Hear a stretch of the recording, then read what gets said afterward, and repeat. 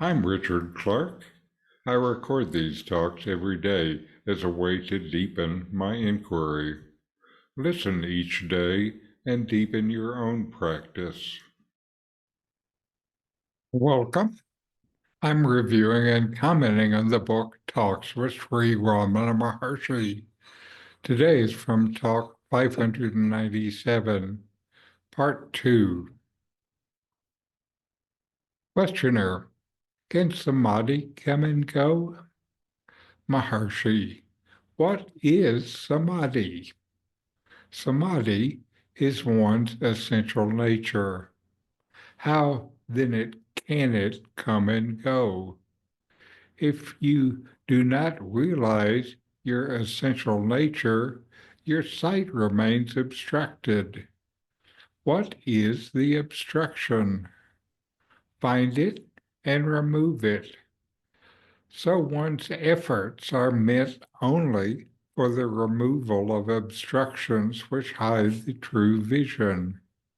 The real nature remains the same. When once it is realized, it is permanent. When the questioner asks, "Can Samadhi come and go?" Sri Ramana Maharshi responds by clarifying a key misunderstanding about Samadhi. He explains that Samadhi is not something external or transient.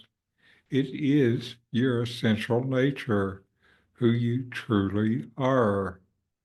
The idea that it could come and go implies a limited temporary state, but the self is permanent and unchanging.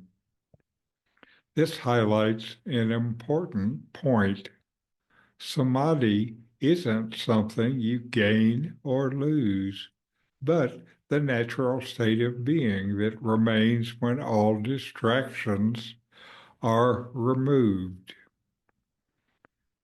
Ramana shifts the focus from attaining samadhi to recognizing the obstructions that prevent you from realizing your true nature. He asks, what is the obstruction? Find it and remove it. This is a direct call to engage in self-inquiry. Rather than trying to achieve something new, your efforts are better spent identifying and letting go of what obscures the ever-present self. These obstructions are rooted in the mind, ego, and the sense of individuality. Attachments, beliefs, and misconceptions that create a false sense of separation from the self. The Maharshi emphasizes that the self, like the sun hidden by clouds, is never absent. It is your real nature. And once this truth is realized, it is permanent. This realization doesn't depend on external circumstances or fleeting experiences. It is a shift in perception, a clear seeing that the self is always present, unchanging, and unaffected by the mind's movements. This dialogue invites you to turn inward and question the nature of the obstructions in your own life.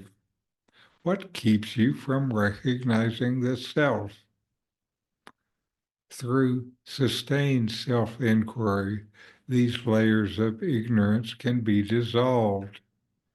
The process isn't about creating or achieving anything new, but simply removing what is false, allowing the natural radiance of the self to shine forth. Ramana Maharshi's words serve as a reminder that the search for peace and fulfillment doesn't involve chasing external experiences. Instead, it's a return to what has always been present, your true nature, untouched by the coming and going of thoughts, emotions, or external conditions. This understanding transforms how you approach spiritual practice, grounding it in simplicity and the recognition of what is eternally true. So know yourself and be always free and at peace. In 40 Verses on Reality, Ramana Maharshi explains the nature of the self, the ultimate reality, and self-inquiry. My new book, with my comments and inquiry questions, opens these teachings up and brings them into your practice and experience. Available now from Amazon. Link in the video description.